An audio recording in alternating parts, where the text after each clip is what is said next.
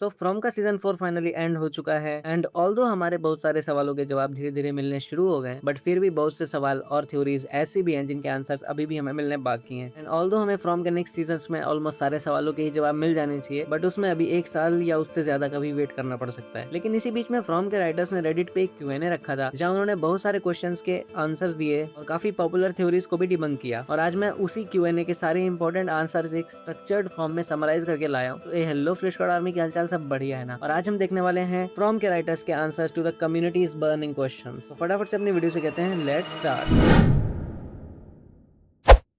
सबसे पहले spoiler warning, इस वीडियो में फ्रॉम सीजन 4 से रिलेटेड स्पॉयलर्स होने वाले हैं, तो अगर तुमने अभी तक सीजन 4 नहीं देखा है तो चैनल को सब्सक्राइब कर लो एंड सीजन 4 को फिनिश करने के बाद तुम ये वीडियो आकर देख लेना। सो पहला सवाल जो फ्रॉम के राइटर से पूछा गया था वो था इस शो को बनाने के पीछे इंस्पिरेशन क्या थी, मतलब कि जो फ्रॉम का ये शो है इसकी स्टोरी है, इस शो के पीछे ऐसी क्या इंस्पिरेशन रही थी राइटर की। तो अकॉर्डिंग टू राइटर्स इस शो का बेसिक आइडिया यही था कि अगर तुम्हारी रियलिटी ही तुमसे छीन ली जाए और तुम्हें एक फुल टाइम नाइटमेयर में रहना पड़े तो तुम कैसे बिहेव करोगे। अगर कल ये सारे रूल्स, ये रियलिटी सब कुछ एकदम से गायब हो गए और तुम एक ऐसी जगह पहुंच जाओ जहाँ ना कोई रूल्स है ना कोई लॉजिक है, सब कुछ सच होते हुए भी सच नहीं लग रहा, तो एक इंसान पे इसका क्या असर पड़ेगा। इसी आइडिया को बेस बना के राइटर्स ने पूरे शो का स्ट्रक्चर डिजाइन किया एंड ऑनेस्टली ये चीज हमें शो में क्लियरली दिखती भी है। ऑलमोस्ट हर नया कैरेक्टर्स बार बार यही पूछता रहता है ये सब सच नहीं लग रहा, क्या ये सब सच हो सकता है, कहीं मैं सपना तो नहीं देख रहा। ये क्वेश्चंस बार बार कैरेक्टर्स शो में पूछते ही रहते हैं और ये शो परफेक्टली पोर्ट्रे करता है किसी नए इंसान के लिए इस रियलिटी को एक्सेप्ट करना कितना डिफिकल्ट होता है। अब बात करते हैं फॉलन ट्रीज की। हमें पता है जब भी कोई फ्रॉम टाउन में एंटर करता है उससे सबसे पहले सड़क पे एक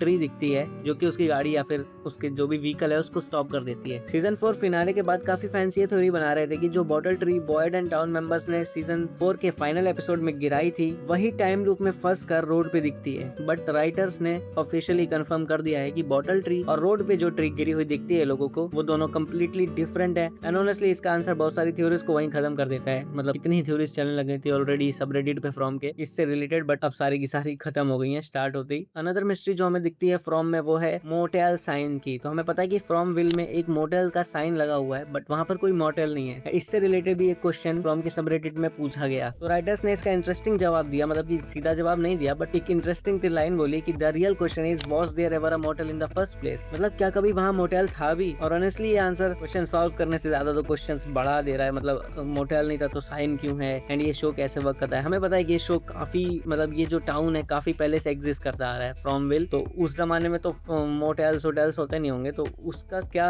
लिंक है ये मॉडर्न मोटेल के साइन से, ये तो शायद हमें सीजन 5 में ही पता चलेगा। मेरी थ्योरी के अकॉर्डिंग तो शायद मोटेल का साइन वहां पर इसलिए लगाया गया है ताकि नए लोग जो कि फ्रॉम विल में रात के टाइम पे एंटर करते हैं वो मोटेल साइन देखकर रुक जाएं और गाड़ी से बाहर निकले थिंकिंग कि यहाँ पर वो लोग मोटेल ले सकते हैं और रात के लिए रुक सकते हैं एंड उसी टाइम पे मॉन्स्टर्स उन पे अटैक कर पाए। तो ये एक टाइप से मतलब बेट हो सकता है, मोटेल साइन एक टाइप से बेट की तरह लगाया गया हो सकता है जो मैन इन येलो है या फिर जो भी मतलब फ्रॉम टाउन को कंट्रोल कर रहा है उसकी उसने लगाया होगा। तुम्हें क्या लगता है तुम कमेंट में जरूर बताना, मुझे तो ये लगता है, बाकी तो सीजन 5 में पता चल ही जाएगा। वैसे अगले क्वेश्चन पर बढ़ने से पहले मैं कहना चाहूंगा अगर तुम्हें ये वीडियो अभी तक पसंद आ रही है तो वीडियो को एक लाइक कर देना यार, तुम्हारा एक छोटा सा लाइक इस चैनल को बहुत सपोर्ट कर देता है। और चैनल को सब्सक्राइब कर लेना क्योंकि हम रेगुलरली फ्रॉम और साथ साथ मूवीज, एनिमे और सीरीज के break down, recommendations and tier list लाते रहते हैं। तो चैनल को सब्सक्राइब कर लो for best Indian cinema content. और बढ़ते हैं अगले क्वेश्चन पे। तो अगला क्वेश्चन उसी सबरेडिट पे जो पूछा गया था वो था रिलेटेड टू स्पाइडर्स। तो हमें पता है सीजन 1 में जब बॉयड एंड सारा जंगल में कैंपिंग कर रहे थे तब रात में उनके टेंट को किसी ने खींचा था एंड जब वो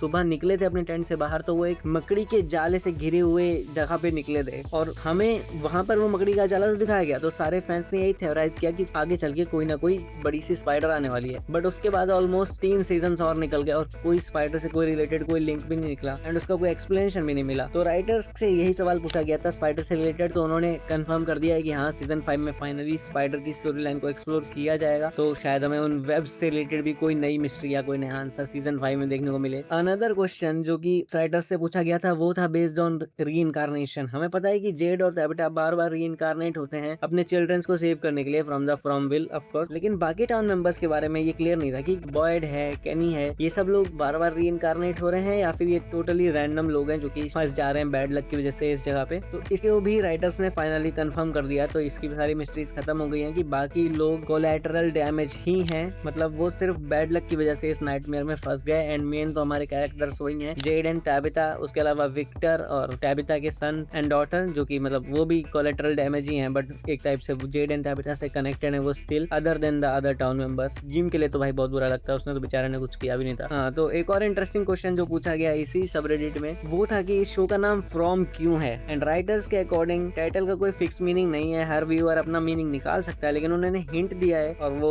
आंसर मैं यहाँ पे लगा दूंगा, क्योंकि मुझे तो ज्यादा क्वेश्चन से आंसर समझ नहीं आया, बट तुम देख लेना, जो तुम्हें समझ आए तो कमेंट में मुझे बता देना। मतलब उन्होंने कुछ ग्रेव स्टोन से रिलेटेड कुछ बात बोली है यहाँ पे, जो कि मुझे तो समझ नहीं आई, मैंने सामने स्क्रीनशॉट लगा दिया, तुम बताओ अगर तुम्हें समझ आ रही हो। अनदर क्वेश्चन जो कि था जूली की स्टोरी वॉकिंग से लेकर, हमें पता है सीजन 3 के एंड में जूली ने स्टोरी वॉक करके अपने डैड के पास वो गई थी, बट सीजन 4 में एक दो एपिसोड्स में थोड़े बहुत मिनट्स के अलावा हमें ज्यादातर स्टोरी वॉकिंग बिल्कुल जूली ने अबैंडन कर दी और कुछ किया ही नहीं। तो फाइनली राइटर्स ने कंफर्म कर दिया है कि हाँ, सीजन 5 में स्टोरी वॉकिंग पे भी फोकस किया जाएगा एंड आगे इसकी कंटिन्यूएशन होगी, इसको बस ऐसे छोड़ नहीं दिया अचानक से। और उन्होंने साथ ही साथ एक क्रिप्टिक लाइन भी इसी आंसर में जोड़ी कि there is a big difference between going back and changing the story as opposed to finding out you are the part of the reason the story played out that way in the first place. मतलब कि हमें शायद अगले season में कुछ ऐसा दिखने को मिल सकता है कि हमारी जो जूली है जब वो पास्ट में गई उसकी वजह से कोई ऐसा एक्शन हो गया जिसने ये सब को बहुत ही मतलब उल्टा करके रख दिया, ऐसा कुछ हो सकता है। मतलब उसके एक्शन से कोई ऐसा रिएक्शन हो गया जो कि बुरा हो गया। क्या पता राइटर्स इसको भी एक्सप्लोर करने का ट्राई कर रहे हो कि जूली की स्टोरी वॉकिंग ही रीजन थी, क्या पता उसके डैड की डेथ के पीछे, हु नोज, मतलब ऐसा कुछ हो सकता है। अनदर थ्योरी जो कि फ्रॉम सबरेडिट पे भी बहुत चल रही थी वो थी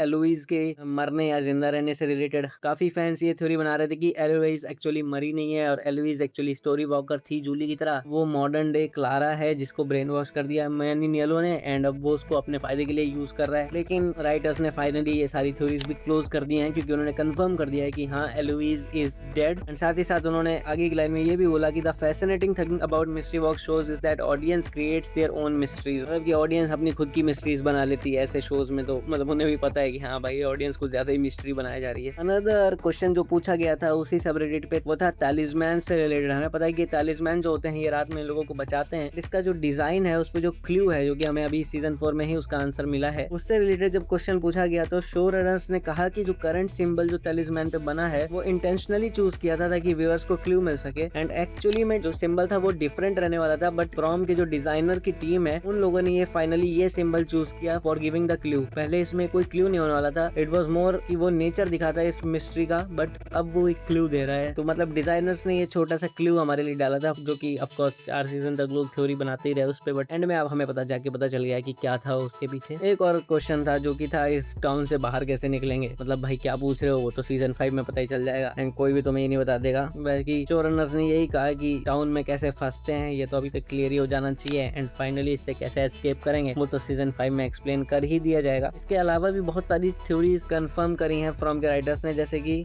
सीजन 4 की जो डॉल थी, मतलब जो डॉल का मॉन्स्टर्स थे, वो मेगन जो सीजन 1 में थी फर्स्ट एपिसोड में, उसकी जो डॉल थी उससे उसका कोई रिलेशन नहीं है। ऑल्दो उन लोगों ने मतलब इसकी तारीफ करी कि ये काफी तगड़ा आइडिया है। एंड उन्होंने आल्सो ये भी कंफर्म कर दिया कि जो मैन इन येलो और क्लारा की जो बार्गेन थी जो हमें सीजन 4 में पता चलती है वो मैथ्यूज फैमिली के आने के पहले ही हो गई थी। अब कितना पहले हुई थी और क्या बार्गेन हुआ था ये तो शायद हमें सीजन 5 में ही पता चलेगा। ये भी कंफर्म कर दिया है फ्रॉम के राइटर्स ने कि जो बैलरीना जो कि हमें सीजन 2 में देखने को मिली थी उसका सीजन 5 में कमबैक हो सकता है। ऑल्दो उन्होंने मे भी लिखा है तो पता नहीं, आई मीन बोला है कमबैक तो शायद हो जाए। ऑल्सो एक चीज जो उन लोगों ने कंफर्म कर दी, छोटी सी चीज की, जो बर्ड्स हमें दिखती हैं फ्रॉम विल में वो रेवेंस नहीं है, वो क्रोज ही हैं, मतलब कौवे ही हैं। और फाइनली ये भी कंफर्म कर दिया कि हाँ, ये सब कोई ड्रीम नहीं है, एक्चुअली में रियलिटी है एंड मतलब ये सच में हो रहा है कहीं ना कहीं। ऑल्सो एक और क्वेश्चन जो पूछा गया था, जो कि उन लोगों ने ही पूछा था फैंस ने, ये फ्रॉम विल लोकेटेड कहाँ पे है, तो राइटर्स ने इससे रिलेटेड भी आंसर दिया कि पहली बात तो फ्रॉम विल में लोकेटेड है बट ये एज अ जोक बोला उन लोगों ने। लेकिन हाँ, इन लोगों ने ये बोला है कि सीजन 5 में पता चल जाएगा हमें कि फ्रॉम विल एक्चुअली में लोकेटेड कहाँ है, कि ये अर्थ पे है या कहाँ है। मतलब ये तो one of the biggest mysteries even मेरे लिए है कि ऐसा प्लेस एग्जिस्ट कर कहाँ रहा है। तो ये थे कुछ इंपॉर्टेंट आंसर्स जो कि फ्रॉम के राइटर्स ने रेडिट पे जो Q&A किया था उसमें दिए थे। इसके अलावा भी बहुत सारे आंसर्स हैं, बहुत सारे क्वेश्चंस हैं, तो अगर तुम्हें इस वीडियो का पार्ट 2 चाहिए तो बता देना, मैं बना दूंगा। अगर तुम खुद से जाके वो आंसर्स एंड वो सबरेटेड एंड वो Q&A चेक करना चाहते हो तो कमेंट सेक्शन या डिस्क्रिप्शन में तुम्हें लिंक मिल जाएगा। बाकी वीडियो को लाइक कर देना अगर ये वीडियो पसंद आई हो। एम करते हैं 20 20 लाइक्स के लिए मतलब इतना तो शायद तुम लोग कर ही दोगे। अगर फ्रॉम पसंद है तो लाइक कर दो भाई, और प्लीज चैनल सब्सक्राइब कर लो, क्योंकि फ्रॉम के साथ साथ हम लोग एनिमे, वेब सीरीज की रिकमेंडेशंस, टियर लिस्ट और ब्रेक डाउन्स भी लाते रहते हैं। और नोटिफिकेशन बेल को भी ऑल पे सेट कर लेना ताकि तुम ना मिस करो इंडिया का बेस्ट सिनेमा कंटेंट। और अगर देखना चाहते हो फ्रॉम जैसी ही 5 साइकोलॉजिकल थ्रिलर एनिमेज जो कि तुम्हारा दिमाग फाड़ के रख दे, तो सामने आ रही वीडियो पे क्लिक कर दो। बाकी मैं मिलता हूँ अगली वीडियो में, तब तक के लिए सावधान रहो और